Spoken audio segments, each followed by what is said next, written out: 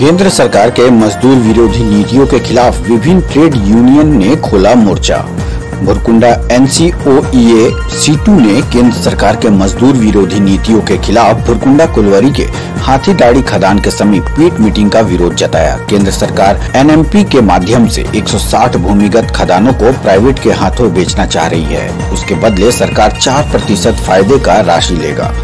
ECL, BCCL और CMPTI को 25% share बेचना चाहती है। साथ ही CMPTI को MECL में मर्ज करना चाहती है। जो श्रमिक सेवा मुक्त हो जाते हैं या श्रमिक को किसी कारणवश मृत्यु हो जाती है, वैसे हालात में ग्रेजुएटी का पैसा भुगतान नहीं किया जा रहा है। वक्ताओं ने कहा कि CCL प्रबंधन मार्च माह के कमाए 13 दिनों की राशि का भुगतान करने से रोक दिया है। साथ ही बोर्ड के द्वारा मजदूरों के 10वां वेतन में 20% बढ़ोतरी किए गए थे, जो अब केंद्र द्वारा 11वां वेतन लागू होने पर भी मात्र 3% बढ़ोतरी कर रहे हैं।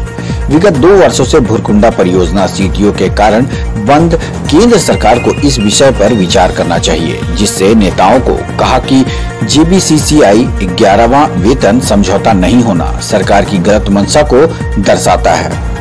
खबर 365 न्यूज के लिए रामगढ़ से मंसूर खान की रिपोर्ट। आज स्टाफ ट्रेड यूनियन की तरफ से हम लोग आज मजदूरों के बीच में भारत सरकार के गलत नीतियों के खिलाफ में हम लोग समझाने आए हैं। और जिस तरह से भारत सरकार मजदूरों पर दिन प्रतिदिन कोयला मजदूरों का शोषण कर रही है, जिस तरह से खदानें बेच रही है, और अभी आपने देखा होगा कि बेच बोर्ड में भी वो लोग बोलता है कि 3% ले लीजिए, जबकि आपका कोयला मजदूरों को बेच बोर्ड में हमें इतिहास है कि जो 3% के जो बात बोलते हैं, ये कोयला मजदूरों को कतई मंजूर नहीं है, CIT को कतई मंजूर नहीं है।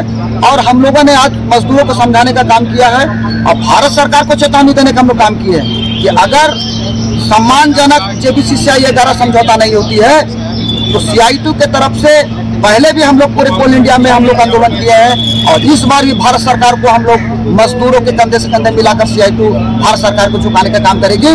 और JBCCI 11 को सम्मानजनक मजदूरों के हक में हम लोग उसको समझौता कराने का काम करेंगे, और नहीं तो लोकतांत्रिक तरीके से जो हमारा आंदोलन, जो हमारा अधिकार है, उस अधिकार को हम लोग यूज करते हुए तमाम कोयला मजदूरों को गोलबंद करते हुए भारत सरकार को चक्का जाम कर देंगे और बाध्य कर देंगे कि मजदूरों का हक और अधिकार और सम्मानजनक समझौता आपको करना होगा, और नहीं तो आपको हम लोग चलने नहीं देंगे। और प्रधानमंत्री को भी पंखों को हम लोग बंद करने का काम करेंगे। देखिए, हमारी मांग जो है, सबसे पहले तो मांग है कि JBCCI में जो कोल इंडिया चेयरमैन जो है वो 3% देने के लिए अड़ी हुई है। इसलिए हम लोग मांग किया है कि हमारे मजदूरों को जो पहले कम से कम 20% मिला करता था, कम से कम 20% के हिसाब से दिया जाए और हमारे मजदूर को सहानुभूति पूर्वक उनकी वेज को तय किया जाए।